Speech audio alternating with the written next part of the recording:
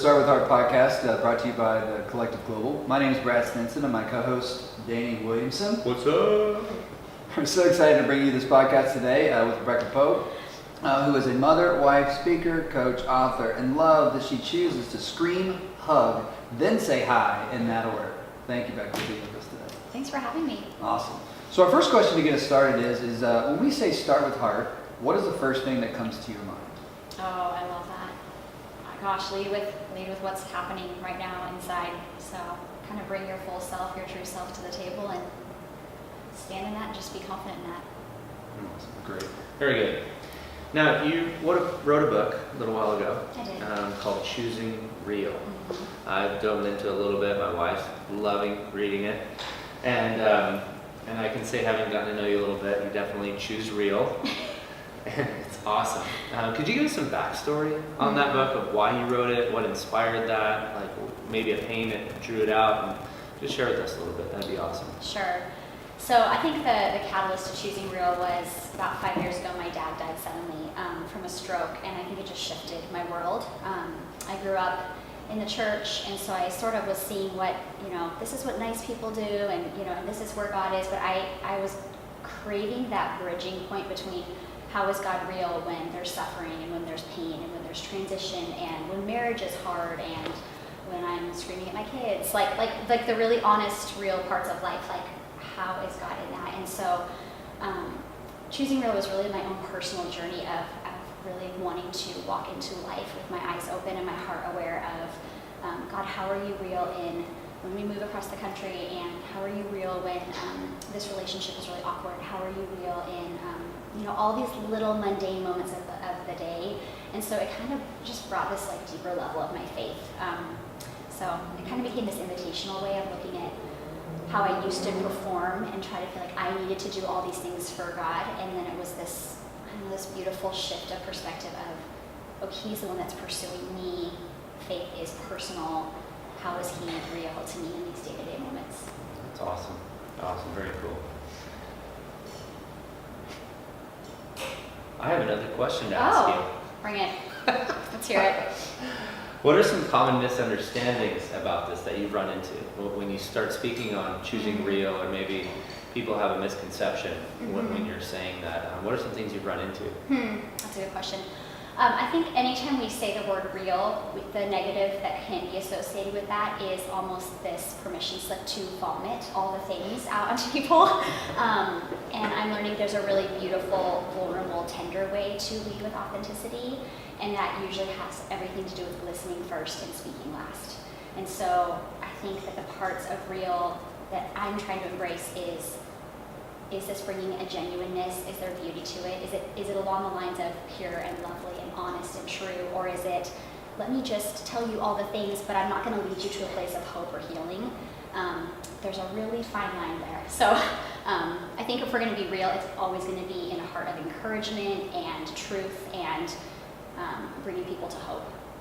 That's huge. That's huge. Because it's one thing to just vomit all your junk on people and then walk out the door and they're like, Right. Yeah, I get it. And those are things we just need to kind of tuck close and, save for the therapist office. Yeah, totally.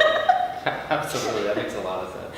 Absolutely. Do you have any maybe tangible or maybe walkaways from our listeners? Like how does that play out in a conversation, or even play out with any type of interaction with another human? Because it is very I hear exactly what you're saying. Just maybe some thoughts or some tools, or maybe something you can use that's this could work. Yeah. Gosh, I immediately go to the practical and then the faith part of it. So I want to lead by being vulnerable and being authentic, and the only way I can invite people into that space is if I'm choosing to live in that space. And so I really try to come into every conversation and interaction knowing I'm going to stand in my truth. I'm not going to start a sentence starting with somebody else's name. I'm going to say, this is how I'm feeling, this is how I'm doing, because that then offers other people permission to know, I have my own brokenness, I have my own suffering, I have my own story, and so do you. And so I try to always go from that perspective. And then I think in a faith way, I just love listening to people and kind of even asking those intentional questions of, where are you noticing God moving in your life? Where are you seeing Him real and tangible and personal, and sort of leaving people with some nuggets to chew on. So that's sort of the practical part that I lead into. Awesome, thank you. So a couple of questions we love to ask, every single guest is what makes your heart beat the most? Oh gosh, Brad, this is such a good question. How long do we have? As long Long as as you want.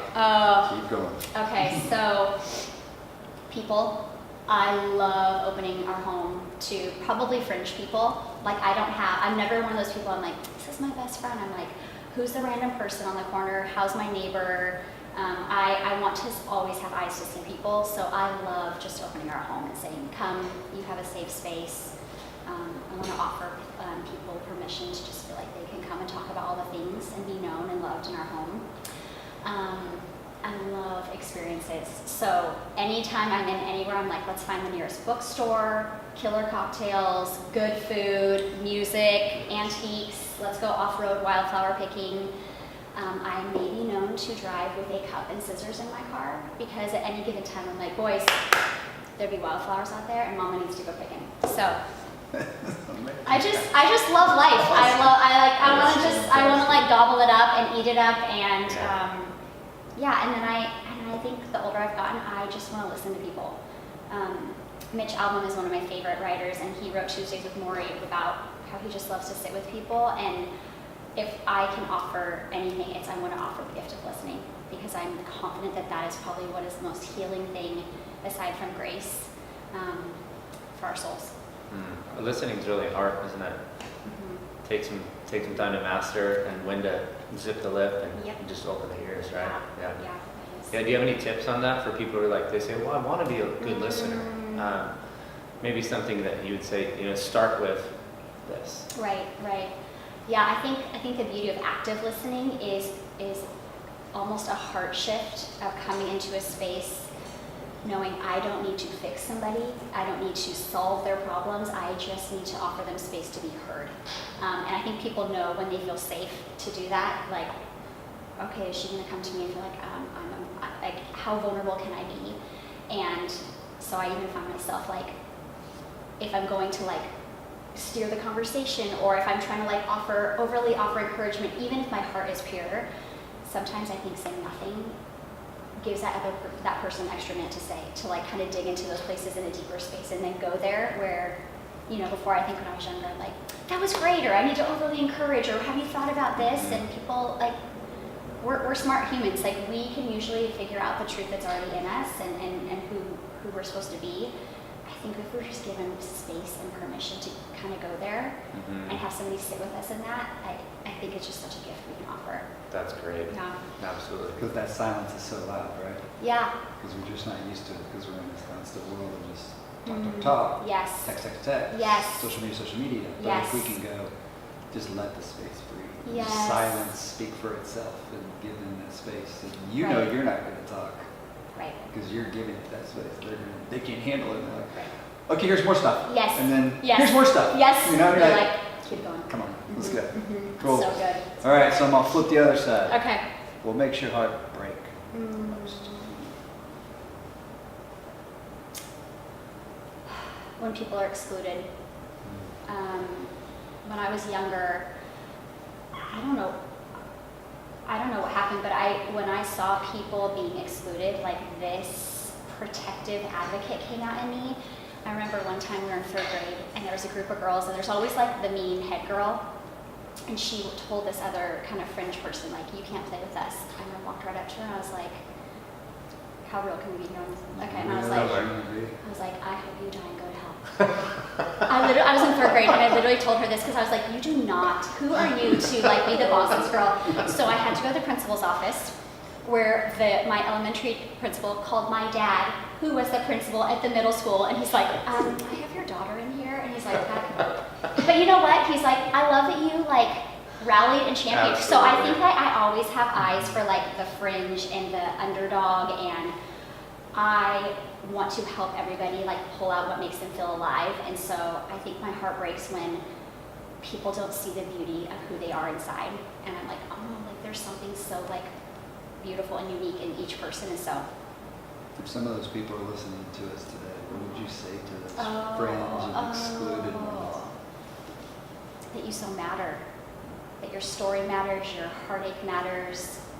I think it's easy for us to judge who we are worth by our circumstances, and so I would love to like cup their face and say who you are and what you're going through. Like none of this will not be wasted.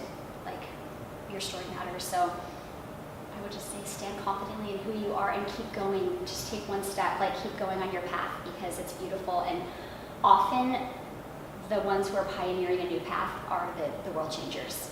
So it's the brave ones, but it's often those who are the fringe. Great. So what difference do you want to make in this world? I want to offer permission and space for people to experience soul care and grace. Very good. That's it.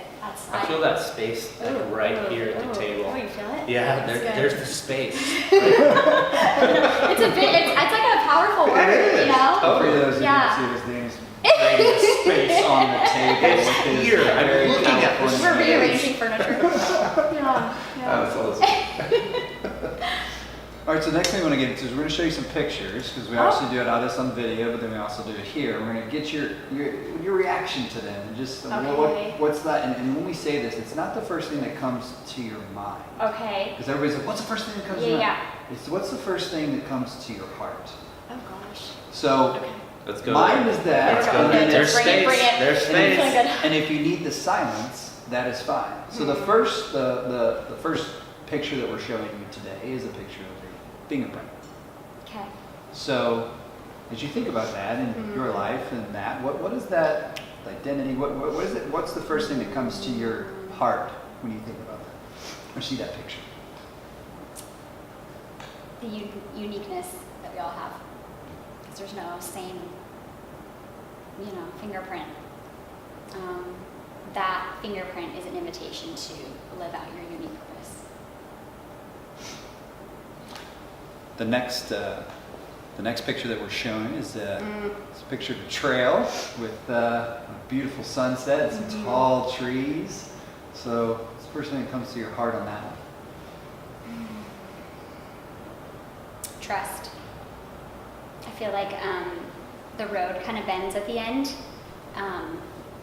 so you can't see where it's going. I feel like so much of that is my life right now. Like I'm not sure. I don't have the map, but I'm continuing to follow where I feel most alive and awake and stirred, and I'm going where the light is shining upon me, and so that's trust. Awesome. The next picture that we're showing Oh is, yes, all the yeses. Oh, my heart is so happy right now. she's very happy to show some wildflowers. So we're very excited to hear what's going on and what comes to your heart on this. I just want a cup and some scissors to cut all the bouquets. that makes my heart so happy, because it's just none of them are the same, and they're beautiful. So yeah, and they change with the seasons. Mm-hmm. You're never gonna see the same field of wildflowers, even in a day.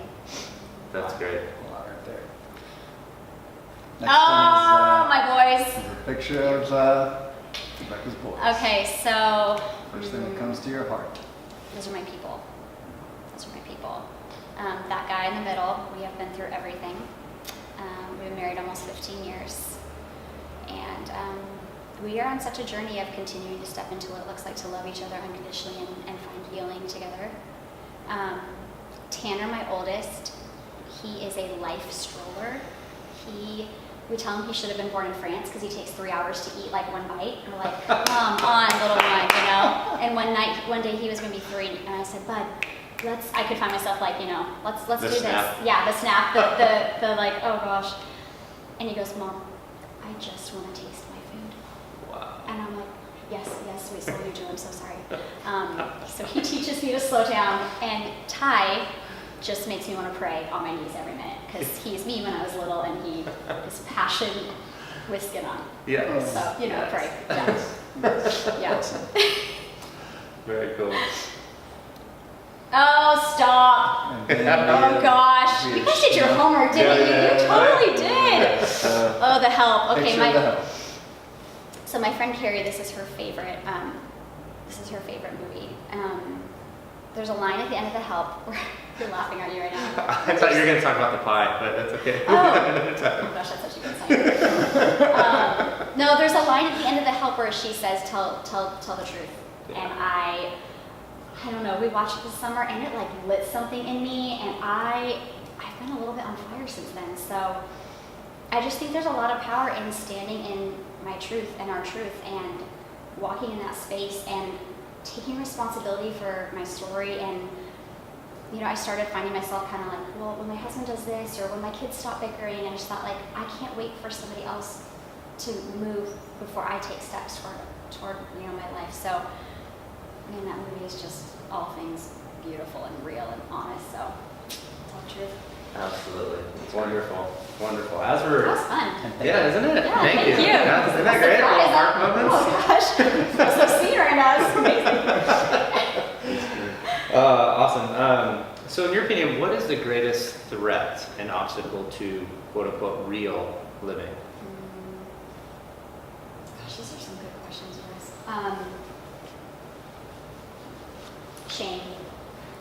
Shame, 100%.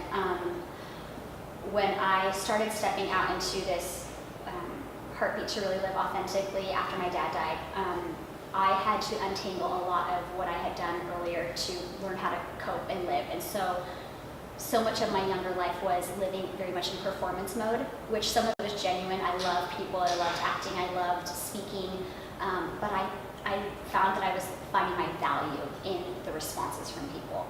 And that included good, and then that included some really hard negative responses when I would go to those deeper places and say, if I wrote a blog about I'm angry, I had somebody that was at the time really influential in my life and in the writing in the world, and she said, you make everybody around you feel comfortable when you are honest about those things. Like, you shouldn't talk about anger, you shouldn't talk about these things. And so the lie I started to believe was, okay, Beck, just dim that. Just shut that down. Don't be honest, because I don't want to make people uncomfortable. And I thought, now I'm so thankful that I've kind of climbed out of that shame hole, because living honestly there is anger, and there is situational depression, and there is brokenness, and there's pain, but to go through that, there's healing on the other side. And if we don't talk about it, we keep it inside, and that's toxic. So I think that it's probably another area I would look at somebody and say, like, if you're starting to live the shame monster and you're afraid to say the things that are hard or hurtful, don't keep it in. Like, and then you find your people that are safe to share those things with. So I get kind of standing unsure about that one. It's okay. There's space for that. Thank you. There we go. That's great. Also, what would be your greatest fear? Oh.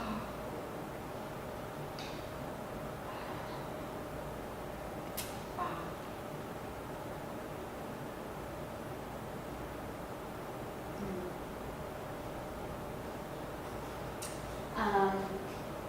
I think my greatest fear would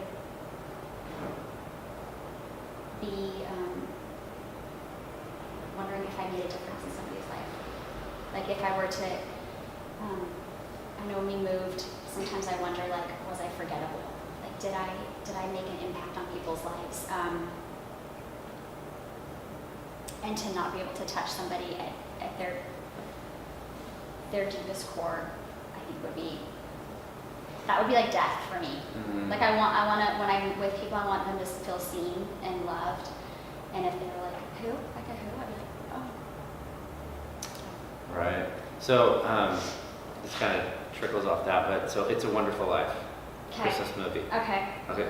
Tell me your emotion on that one. You haven't? I'm so sorry. This is a safe space. There's space. You guys, I'm sorry. Okay. I'm gonna that's my challenge to you. Yeah. Okay. We're having movie Yeah, night. totally. Done. Okay. Totally. Okay, great. I'll talk to Brian right away. You're great. It's a I'm feeling Wonderful good about it. I'll bring the dessert. But it really goes into that, and Jimmy Stewart, the guy who's acting the Yeah. part, and he just it got that moment where the whole tale of it all was him realizing the magnitude that his life really made a difference. It mattered. So the fact that your life matters and you are making an impact everywhere you go, everywhere we step foot. So yeah, but I understand the fear as well. Yeah. Yeah, you want to make an impact, make a fingerprint. Yes. Right? Yeah. Yeah. What are your fears? Oh, let's go there.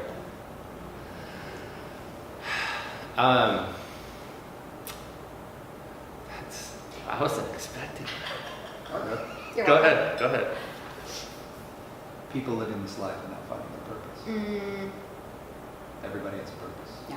Every single one of us. And if we don't figure out a way on how to find it and search it and all the things that you're saying are a piece of it for sure. Mhm. You know, it, walking through an entire life with no purpose Yeah. is a fear that I'm on a mission to abolish. Mm. Yeah, I would say for similar to yours, I think if I'm to come to the end of my life and there was anybody in my path, whether I had 5 seconds with them or 2 hours or a lifetime, that they sensed a deep valuing, like they didn't sense that they were valued, you know? And my fear would be, oh my goodness, I made that person feel so devalued. You know, that really is, you know, I know I'm human and those things, but at least, you know, if I do that, I want to have the time to make that up and Yes. say, and at least apologize, Yes. you know, because I don't want them to feel devalued. So I would say that's a huge fear in me, that I want people to know that they're valuable, that, like you said earlier on, that they matter. Yeah. And I was getting like choked up when you were talking about the matter thing. I'm like, I want people to matter. Because I really do. Right. It's a huge fear. Yes. Like, wait, you matter. Yes. You matter to me. Yes. Yeah. Yes. So, yeah, definitely. So good. How do you recharge your heart to keep the real mojo?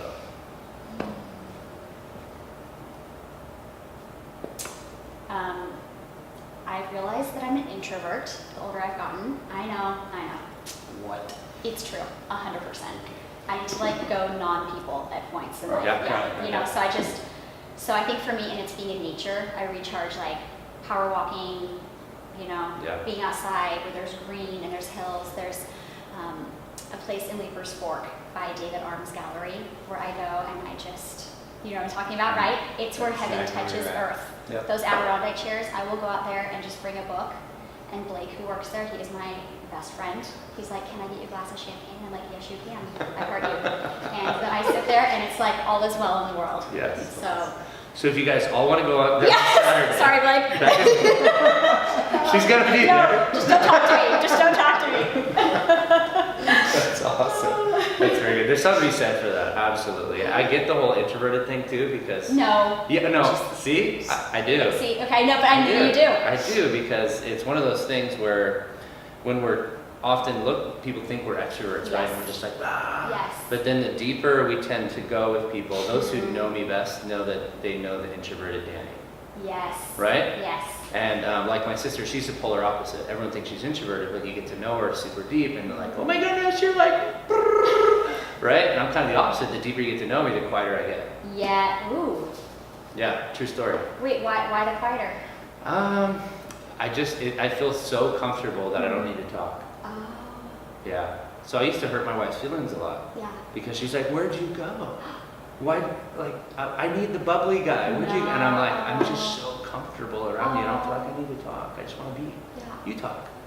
And that's probably, is that the most vulnerable part of you? Absolutely. Yeah. So I just shared it. What's up? So way to create that space and bring it out. Not Oh, us. I love it. So I'm on a mission now to just get you quiet. You're talking. Are you uncomfortable? I know what's wrong, right? Why would you stop talking? I love it. And Brian, you have a question for Yeah, us coming so up. how do you connect being real with your purpose? How do you make that connection? You know, with yourself and maybe with for our listeners, like that real to that purpose. 'Cause they're very connected. But it's not all the good real. It's the dirty real, you know, and Yeah. it's the afraid real, and the shame real you've talked about. It's all that. So how do you connect it, and maybe how can other people connect it to their purpose? Because we're all on that journey. Step into that. Yeah, I love that. I share in real time about what's really going on. I think so much in my life, I wanted to share the ideal parts, like, well, when I get this or when this happens, but the value of now, the value of the present. So when my neighbor comes over for Taco Tuesday, she's like, how are you guys doing? I'm like, oh, our marriage is really hard right now. Like, that connects for me because it's honest, but it's also my gift of giving her, of saying, I want to be fully known by you, and I want to do community and relationship with you. And so, like, here's my ugly. Like, will you still love me? You know? And so, because I think there's so much value that we can bring one another, of like when we listen and when we're authentic and we're honest, and it kind of levels the playing field. It's like we're all messy, we're all people, we're all in progress, but if we're moving into where we feel most alive, like that's the journey. And so, I don't know, I think I would say owning where I am, just standing in my space and owning my truth and being confident that, and I think from a faith perspective, the more I'm honest and surrender my weak parts, the more I know, gosh, God's the one that is making me strong from the inside out. I don't have to pull up my big girl panties. I don't have to like rock this. I don't have to do a pep talk. Even in the church, sometimes I feel like we are like, well, be strong, be okay, or when everything's okay. It's like, gosh, if we could just say, I'm not okay right now, but like, but God's filling in the gaps with His enoughness, like that's the beauty, I think, of just authenticity. I really like that word, enoughness. Thank you. We just put it in most of it. Thank you. Enough. That was legit. I'm It's known there. to make up It's words, done. so I have No, a, that's I have a, totally legit. do you want to know a word my boys made up about Yeah, me? let's hear it. Jimsy. Oh. Because I'll be like, ooh, that is a gem. And then everything is also whimsy. And so they go around the house like, Mom, this is so Jimsy. And I'm like, that's rude and true. You're welcome. Yep. Thank you, Tanner. Incredible. I know. They're the Speaking best. of some Jimsy, we're going to have, we call this the joy time. Oh gosh, I love it. Yes. Yes, okay. So you got to answer one or the other. Okay. No in between. Okay. All right? So, favorite cereal? Cocoa Puffs. Oh, nice. What's the best part, like when you first bite in or after when there's like chocolate milk? Danny. Let's The hear end. it. The end. I mean, look, come on. Okay, Wait, great. this is Say like, it. I feel like this is like a standard. Okay. Okay. I mean, All right. Are you a lark or an owl? A lark is early morning. oh or gosh, no. night. Oh, give me all the night, all the time. Really? Oh, 100%. Okay. Yes. Yeah. Okay. Skydive or bungee jump? No, neither. Mm-mm. Come on. Nope. Mm-mm. Nope. I won't, and I won't. And I Okay. won't. Nope. Cake or ice cream? Oh gosh. Both. You have to I decide. want both all the time. Chocolate chip cookies. I'm sorry, I'm a rule breaker. Can you tell? I'm a button pusher. She didn't select two on the last one. She selected both on this one. I think it's okay. I think that's I think inside we're the okay. rules. I think It's we're inside the okay. rules. And she added another thing. So she actually. She was like, okay, ice cream and chocolate chip cookie. Let's do that too. Good. All right. High five or hug? Oh, always hug. Always Yes. hug. And here's the thing. I didn't know until later that, and I love those people, but they don't have a choice. They gotta bring it in. Like, get in here. You know what I'm saying? I want to get a shirt that says side hugs available. Side hugs Are you a crack side hugger? me up. Aren't you? Well, when I'm trying to be extra polite, but like Yeah. sometimes I just crack up. I mean, Yeah. I'd been out of the country for years, saw an old friend. Yeah. It's kind of a Christianese thing. 100%. And saw a friend of ours, great girl, I know her husband, she Yeah. knows my wife, like Yeah. nothing weird. Right. And like I hadn't seen her in years. We just moved Uh-huh. back to the country and I was like, oh my goodness, how are you? I go up to give her a hug and she was like, whew, Oh, side wow. hug. Oh, wow. It's like, Oh no. Give me a hug. She hugged you. She unlocked you. I was like, just give me a squishy. Yes, Come on. yes, I'm not being yes. weird. Yes. Oh, At least thank put you. another hand. Yes, yeah, like. Yeah, totally. My dad used to be the pat, so he would hug, and pat. Yes. So Brian's like, do not pat me, because he knows it's like my okay, because he would like Oh, yeah. hug for 10 minutes, and I'm like, Totally.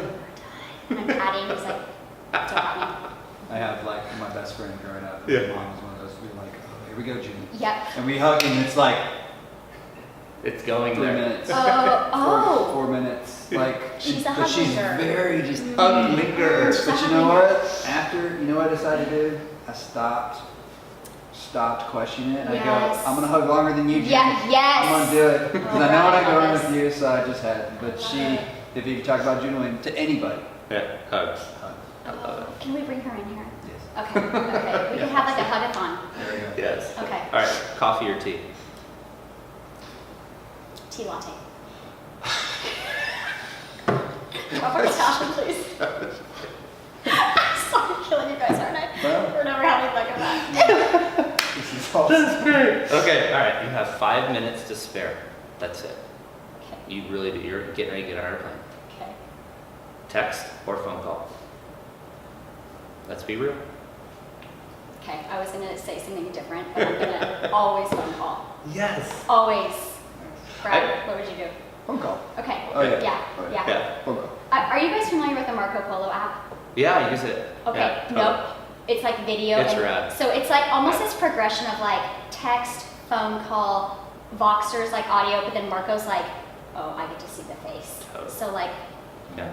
call. Yeah, I've totally known.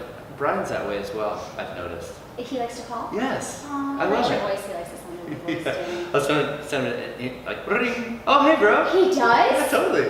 Spontaneous moment. Let's do it. Oh, you're in then. You're in. Yeah. Yeah. I love it. I love it. Very cool. This is so fun. You guys are So, fun. Yeah, it's good times. Good times. Great. Awesome. Yeah, totally. Just a couple more things. We want people to read your book, Okay. and I know you have more books on the way. Let's talk about another podcast. Okay.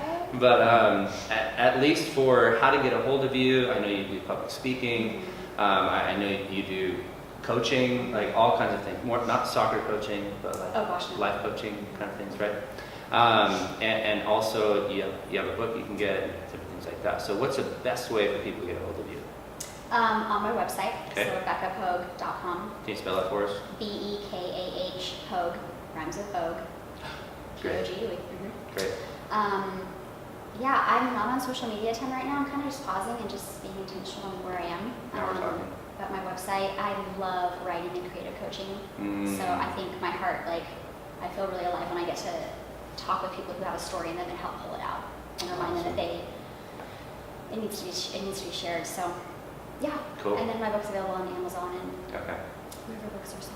Yeah, BekahPogue.com. Awesome. Awesome. So for the last question we ask Yes. is that if people want to start with heart, Mm. what advice would you give them to just do that? Those are such good questions. Listen to it. Pay attention to it. Our spiritual director says, pay attention to what shimmers. And I live that way. I just move toward what pulls me, like who I'm drawn to, what I'm reading, even if I'm at the library. There's something that your heart is like drawn to, so just pay attention to what shimmers. Love it. Yeah. Love it. Yeah. Thank you so much, Bekah. Thank you. Bekah, this has been fantastic. Thank you so much for being here with us. Yes, and we will put this all out there. That's right. Awesome. Enjoy those Cocoa Puffs. Oh, bless it all. And the tea lattes. Thanks.